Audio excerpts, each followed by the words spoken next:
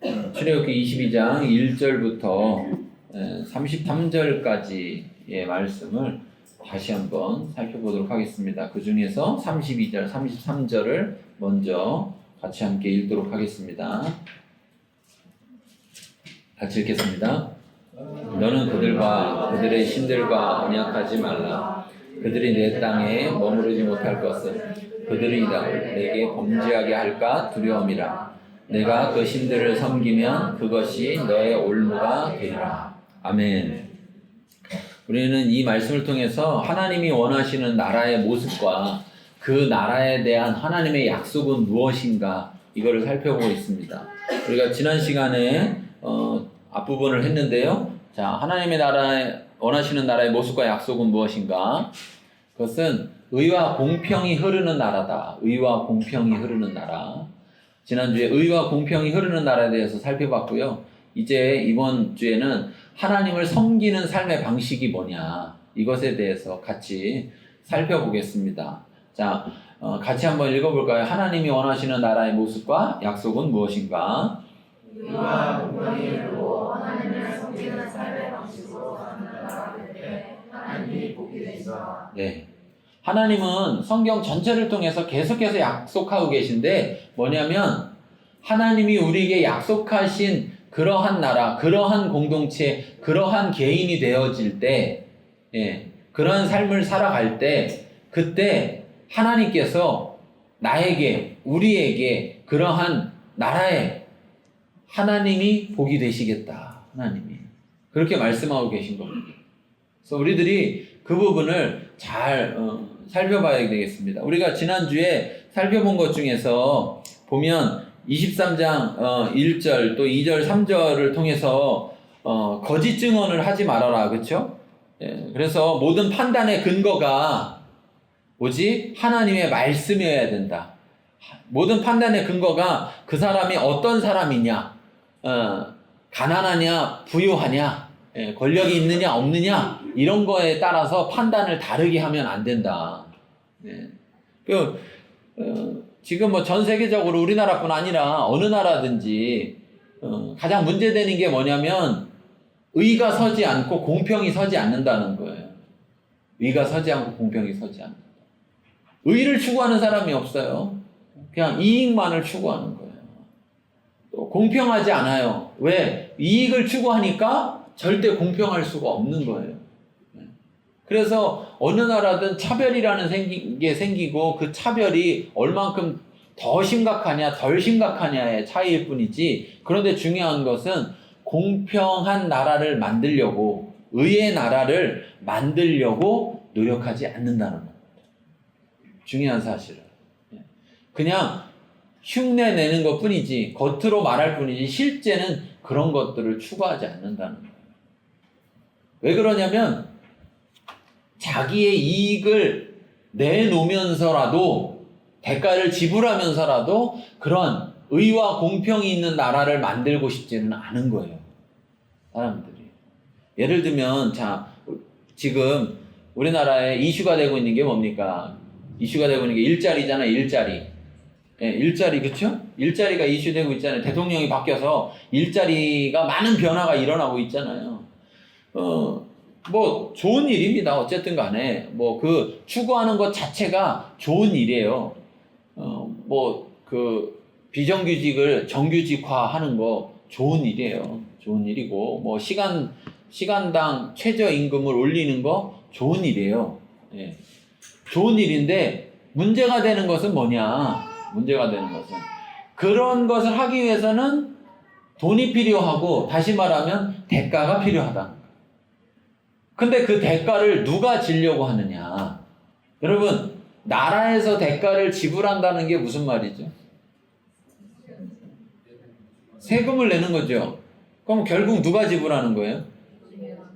내가. 국민이 지불하는 거예요. 근데 웃긴 게 이런 겁니다. 네가 내세요 그러면 싫어하는데 나라에서 내겠습니다 그러면 그렇게 하라고 그래. 나라가 돈이 어디 있어요? 나라가 돈이 어디 있습니까? 나라는 국민들이 낸 돈을 가지고 움직여가는 건데 결국은. 그렇죠? 그러니까 기꺼이 우리가 그것을 지불할 생각을 해야 되거든요. 근데 그런 생각을 안 하는 거예요. 그러면서 나라서 하면 괜찮고 나 따라 하라면 안 괜찮다 이렇게 생각하는데 내가 직접적으로 안 내도 결국은 다 내게 돼 있는 거예요. 결국.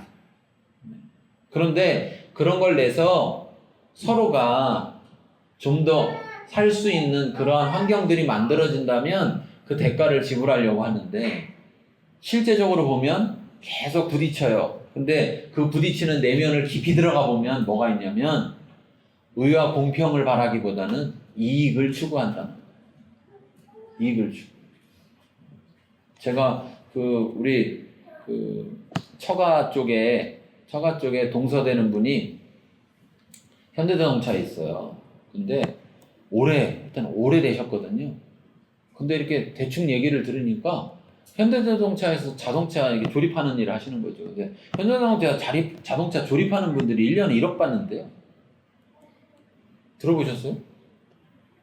평균 임금이래. 그게 평균 임금이 9천 몇백만 원인 걸. 얼마여서? 그러니까 평균이라는 거니까 그보다 못 받는 사람도 있지만 더 받는 사람도 있다는 얘기잖아요. 네. 그래서, 이야, 자동차를 조립하는데 거기서 맨날 나사만 조이고 있으면 하루 종일 나사만 조이면 1억을 받는구나. 근데 똑같이 옆에서 나사를 조이는데 그 사람은 2천 몇백만 원 받는다. 똑같이 나사를 조이는데 똑같은 일을 하는데. 예. 근데 저 사람을 정규직으로 하자. 이렇게 바꿔주자. 그러면 이제 회사에서 뭐가 문제가 되냐면 2천 몇백만 원 주는 걸 1억을 줄 수가 없잖아요. 4배를 줄 수가 없잖아요. 그쵸? 그러니까 안 된다. 그러면 하게 하자. 그러면 이제 여러분 간단히 생각해 보세요. 방법이 뭐가 있을 것 같아요? 방법이 뭐가 있을 것 같아요? 1억이 좀 덜 받고 이쪽을 좀 더 받게 해주면 되잖아요. 절대 그러지 않는다. 노조에서 절대 그렇게 안 한다. 그러니까 무슨 얘기냐. 내 돈으로는 안 하겠는데 네 돈으로 해라 이거예요. 물론 이거를 일하는 근로자들이 다 모든 걸 해결해야 되는 건 아니죠. 근로자도 조금 내고 회사도 좀 더 내고 그래서 임금을 좀 올려주고 이렇게 해야 되는데 그게 안 한다는 거예요. 무슨 말이냐면 이 세상은 의와 공평을 원하지 않아요. 예, 말은 그렇게 하고 교육은 그렇게 할지 몰라도 실제로 원하지 않는다. 그런데 하나님은 그런 세상을 원합니다. 그런 나라를 원해요. 여러분 교회 와서 공평하길 원하세요? 공평하지 않게 원하세요? 예? 교회 와서 공평하길 원하죠. 근데 교회 와서도 공평하지 않다면 교회 다니는 게 좋겠습니까? 안 좋겠습니까? 누가 그 얘기를 하는 거예요. 어떤 교회에서 청년들이 이제 요즘 청년들 실업인 문제가 많이 되니까 이렇게 하는데 교회에서 청년들이 이렇게 해서 새로 청년들이 왔는데 그 새로 온 청년들을 교회에 왔으니까 이제 막 소개를 하는데 어떤 청년들을 위주로 소개하냐면 대기업에 다니는 청년들. 막 소개하다가 이쪽 가서는 그냥 희지부지하고 그냥 끝나더라는 거예요. 그러니까 생각에 뭐야 대기업 안 다니면 왔는데 소개도 저렇게 골라서 하는 거야? 이렇게 앉은 분이 느낀 거예요. 이렇게 앉은 분이. 왜 그런지 잘 모르겠어요. 그 전후 사정은 잘 모르겠지만 어쨌든 그런 상황을 보고 마음이 거북했던 거예요. 네. 근데 자 교회 안에서 여러분 그 사람이 무슨 일을 하느냐가 중요한가요? 그렇게? 무슨 일을 하고 사는 일가 그렇게 교회 안에서 중요해요? 네. 그게 중요하지 않아야죠. 근데 자꾸 교회도 그런 게 중요한 상황이 돼가고 있다는 게 문제예요. 교회 안에서요, 한국 교회 안에 있는 장로님들 전체를 모아놓고 그 비율을 따져보면 그 장로님들 중에 가난한 장로님이 몇 명 있을 것 같아요. 가난한 장로. 10%도 없을 거예요. 10%. 그러니까 이런 것들이 사실은 실제적으로 문제인 거죠. 그런데 왜? 하나님의 원하는 나라가 여기 끝에 이런 얘기 했잖아요. 우리가 지금 읽었던 말씀 속에 보세요. 어떤 말씀이 있는가? 너는 그들과 그들의 신들과 언약하지 말라. 그들이 내 땅에 머무르지 못할 건 그들이 너를 내게 범죄하게 할까 두려웠다. 내가 그 신들을 섬기면 그것이 너의 올무가 될 것이다. 무슨 말이냐? 교회 안에 세상이 들어와 있고 세상의 가치관이 들어와 있고 교회 안에 세상의 기준이 들어와서 자꾸 세상 사람들이 따르는 걸 교회도 따른단 말이에요. 그러다 보면 우리에게 올무가 된다라는 거죠. 무슨 말이냐? 하나님이 진짜 원하는 공동체를 만들지 못한다는 거예요. 자, 여러분 기억하십시오. 하나님이 원하는 공동체는 의와 공평이 흐르는 공동체입니다. 우리 교회가 의와 공평이 흐르는 공동체가 돼야 됩니다. 예. 그러니까 여기서 이제 이런 말 하지 말아야 돼요. 두 가지 말을, 우리는 뭐 그런 분은 제가 거의 못 봤는데, 이런 말 하지 말아야 돼요. 첫째는 좀 내가 잘 나가는 일을 해서, 나 무슨 일을 해? 예. 이런 게 없어져야 돼요, 교회 안에. 그러면 반대로 또 뭐가 없어져야 될까요? 뭐가 없어야 되냐면, 내가 내세울 만한 일을 하지 않아. 그래가지고 무슨 일만 있으면, 나는 뭐 하는 일이 뭐 시원찮아서. 그런 말도 하면 돼요, 안 돼요? 똑같은 얘기예요, 그게. 그렇게 내가 하는 일이 시원찮아서, 근데 그 사람 복권 당첨되면 어떻게 되겠어요? 로또 복권 당첨되면 그 다음날부터 뻐기고 다닐 거 아니에요. 내가 옛날에 일을, 시원찮은 일에서 내가 길을 못 폈는데, 이제 내가, 100억짜리 로또 당첨됐으니까, 하고 어깨에다가 확 힘주고 다닐 거 아니에요. 그러니까 우리 안에 그러한 일들이 없어져야 돼요, 교회 안에. 사실은 그래서 교회 안에서 우리가 호칭이라는 걸 사용하는 거예요. 교회 안에서. 우리나라는 특별히 호칭을 굉장히 많이 사용하는데 원래 기독교적으로 보면 호칭을 잘 사용 안 합니다. 교회 안에서 그냥 다 형제, 자매 이렇게 부릅니다. 그게 가장 좋은 호칭이죠, 사실은. 집사, 권사, 뭐 장로 이것보다 가장 좋은 호칭은 형제, 자매라는 게 가장 좋은 호칭인데 우리나라는 이걸 좀 약간 한국화 시킨 거예요. 그래가지고 약간 계급처럼 이렇게 만든 거죠. 근데 실제적으로 보면 가장 좋은 호칭은 우리가 형제 자매라는 호칭이 가장 좋은 호칭이에요. 사실은 저도 저희 교회 안에서 그 뭐 집사 뭐 이런 것들을 좀 없앴으면 좋겠다는 생각해요. 요즘 침례교단에서는 그렇게 없애는 교회들이 몇 교회들이 있어요. 그래서 교회 안에서 정말 이렇게 소위 말하는 침례교단은 안수집사가 장로기 때문에 그렇게 안수집사 된 사람 외에는 다 그냥 형제 자매 이렇게 부르는, 그러니까 소위 말거로 말하면 장로가 되신 분들, 안수받은 분 외에는 그냥 다 형제 자매라고 부르는 거죠.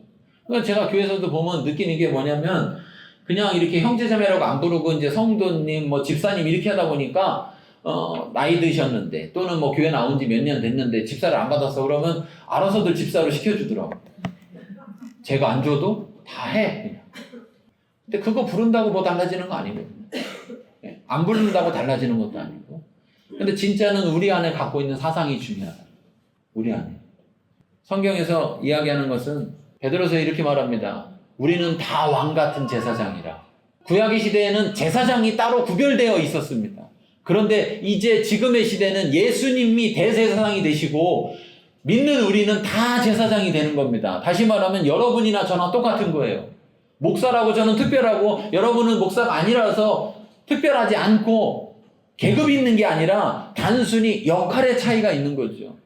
저는 여러분에게 하나님 말씀을 가르치고 여러분들이 하나님 말씀대로 나아갈 수 있도록 돕는 역할을 하는 그런 역할을 맡았을 뿐이지 하나님이 제 기도는 더 특별히 들어주고 여러분의 기도는 더 나중에 들어주는 게 아니라는 것이죠. 이게 의와 공평이다. 하나님 우리에게 그것을 원하시고 그렇게 우리가 그런 공동체 만들기를 원하신다라는 거예요. 그러므로 우리가 이러한 나라를 만들어 가야 됩니다. 그러한 나라를 만들기 위해서 그 사람이 어떤 사람이냐에 따라서 대하는 것을 다르게 대하는 그러한 기준이 아니라 오직 하나님의 말씀을 따라서 사람을 대하는 기준을 가져야 돼요. 그것이 왜 공평이 세워지는 것이죠.